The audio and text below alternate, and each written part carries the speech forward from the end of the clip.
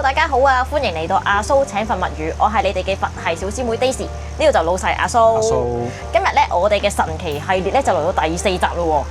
神奇系列咧，大家聽到以為神奇好神奇嗰個神奇，定係佢讀錯字呢？因為你見到寫住嗰個字唔係神奇嘅奇嚟噶嘛。其實神奇係冇讀錯嘅。神個神字咧係代表我哋天神，而個奇咧係代表地神。呢個字從來都讀過奇字嘅，不過有一啲字咧差唔多寫法咧就會讀神子或者神士，但係呢個係神奇個奇字嚟嘅。係咯，之前成日睇電視電影，成日都話神子啊、神子降臨啊、神子系列啊咁樣。你唔會寫唔會用，平時都好少溝通用到，就算去拜神，你唔會話我去拜神奇、去拜神子咁樣噶嘛。所以好多人都唔知道呢個字嘅，所以唔知讀錯係正常嘅。哦，原來係咁樣嘅。咁今日我哋係想介紹啲乜嘢神奇嘅系列呢？今日介紹係破壞之神濕婆神。話聽到破壞好似好驚咁喎，好震撼喎。嗱，好多人聽到破壞咧，就以為係一個唔好嘅事嘅，因為你一聽到破壞神咧，你會諗到好似係一啲毀滅啊、摧毀，好似我哋睇漫畫咁嗰啲咧。咁其實就唔係好似龍珠咁樣毀滅神係代表純粹破壞嘅。其實濕婆神呢個毀滅神咧係代表斷捨離，即係你一啲嘢你要冇咗先可以變好嘅。例如你想一間屋，哇漏晒水啊、甩晒皮啊咁樣，咁你點執都執唔靚嘅，你拆咗佢再起咧，就起到個皇宮出嚟。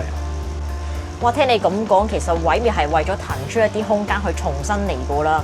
咁呢個就係濕婆神啦。咁佢點解額頭咧有第3隻眼嘅？我嚟發光射住啲人嘅。第3隻眼即係呢度啦。咁其實咧就我哋松果體嘅。第3隻眼佢代表智慧之眼，代表可以睇破一切。即係如果你有啲幻象去呃你啊，或者啲人想去用大話呃你謊言啊，或者你有啲嘢睇唔透、睇唔穿，想揾方向咧，呢個第3隻眼咧就可以幫到你啦。呢個就係第3隻眼嘅象徵啦。咁除咗隻眼咧，其實佢手上面有個3叉戟啦，呢度睇得清楚啲啦，呢度張卡都有啦，好搶眼喎！又用嚟做乜嘅？打仗啊？呢個3叉戟俾大家睇下啊！嗱，呢個就係3叉戟啦，佢唔係淨係一個普通兵器啦，佢仲係一個代表3種好特別嘅能量。咁啊 ，Daisy，你覺得成功嘅人需要啲乜嘢咧？錢咯，仲有智慧或者運氣？差唔多啦。咁其實咧係需要意志力啦、智慧啦同行動力嘅。咁濕婆神咧就想用呢個3叉咧話俾我哋知咧，如果想成事咧，淨係靠你頭先講啲嘢唔夠嘅，你有意志力啦，去面對障礙、衝破障礙，要有眼界同智慧去迎接一啲問題嘅，去用行動力去到解決問題，用決心去做。唔難怪啦，因為咧好多人都話帶咗濕婆神嘅佛牌咧，做嘢咧就會好果斷，同埋唔會再拖泥帶水嘅。原來就係咁嘅意思。冇錯。我見咧佢個頭上面咧仲有個月亮喺度嘅喎，係代表啲咩嘅？月亮咧係代表一個新月，代表冷靜啦、循環啦。因為佢想提醒我哋咧，無論你有幾大嘅權力，或者你好有火啦，我哋個心都要好似月亮咁樣咧，咁清涼、咁穩定，做事冷靜定啲嚟嘅。我即係外乾內柔，即係好似你平時處理咁多麻煩嘢都要好超咁樣嘅。我係比較長氣啫。咁嗰個月亮仲有冇代表啲乜嘢㗎？代表重生，因為月亮咧，我哋平時咪淨係成個圓形啊嘛，我哋會見到佢會有慢慢變細，變到指甲咁樣啊，之後再變翻圓形一個循環噶嘛。咁佢代表一個毀滅咗之後再重生，咁啊代表就算你個計劃冇咗啦，或者完結咗啦，你都係有個新嘅計劃出嚟咁解。你有冇啲咩客人有啲差唔多嘅事件可以簡單講下？有啊，有個客咧就同薰衣草田有關嘅。呢個故事咧都幾特別，因為係真係同破壞好有關係。哇！但係阿蘇一聽到毀滅咧，如果落喺自己身上咧，其實好難驚嘅喎，會唔會搞到啲本身我想要嘅嘢都冇埋咪死？但濕婆神咧，印度咧係最多人拜嘅神嚟嘅。正常咧，濕婆神就唔會將你擁有緊嘅嘢冇咗嘅，咁佢將啲唔好嘅嘢冇咗嘅啫。咁例如咧，而家想講嘅故事就係咧，我有個客人啦。咁佢係上水某條村入邊啲原住民啦，咁佢分到一塊田，咁佢本來咧就同啲學校係有啲生意來往嘅，因為佢好中意創業嘅，就同學校有搞啲獎杯啊嗰啲嘢。咁佢有塊田啦，佢就即刻諗到不如同間學校搞俾啲學生種薰衣草咁樣啦。咁嗰陣時係暑假前冇幾耐嘅啫，咁佢安排好晒，傾好晒，準備開始啦。突然間都未完暑假，塊田死晒。咁其實佢嗰段時間就啱啱過嚟請個濕婆神嘅，咁佢話走過嚟揾我啦，投訴啦，佢話喂，請完濕婆神，喂真係毀滅之神啊！而家佢連我笪田都毀滅埋啊！點算啊？成個計劃冇晒。哇！咁投訴都好誇張喎，講到即係佢請完之後即刻發生咗啲嘢就好驚咁樣。佢係好唔開心嘅，咁但係咧，我即刻同佢講咧，一定有原因令你破壞嘅，因為你而家笪田爛晒，你可能覺得好唔開心，但你諗下，如果你塊田一路冇事，去到9月10月，佢個潛在問題先發出嚟嘅，呢啲學生開始緊㗎咯喎。咁你到時嗰塊田先爛咁點咧？咁你就毀約㗎咯喎。咁啊係，到時仲大鑊。其實佢寧願將嗰件事咧提早去發生，將佢毀滅重練。你早啲發現嗰件事，去解決咗佢，你再重新啊開始過去再簽約，去俾啲學生去做係最好嘅。即係其實濕婆神咧就俾咗啲感覺佢，等佢提早解決問題，有個預防咁樣，反而就係順利咗完成嗰件事咁樣。冇錯啦。